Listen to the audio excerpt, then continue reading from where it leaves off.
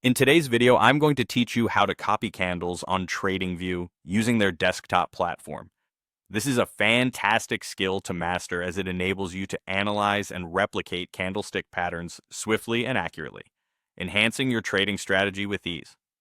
So let's dive in step by step, ensuring you have a clear understanding of the process. First things first, you'll want to open your TradingView chart.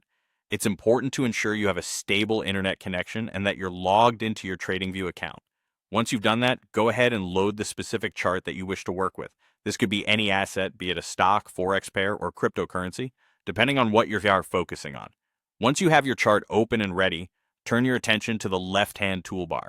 This is where you'll find various tools that TradingView offers to help you conduct your technical analysis more effectively. Among these tools is the one we're going to focus on today, the bars pattern tool. Carefully locate this tool within the toolbar. It might require you to hover over some icons or expand a section if you don't see it at first glance. Having located the bars pattern tool, it's now time to select it from the available drawing tools. This tool is specifically designed to copy and paste candlestick patterns, which can be incredibly useful when conducting repetitive technical analysis or when you're trying to compare different segments of price action. Next, the task is to select the range of candles you want to copy.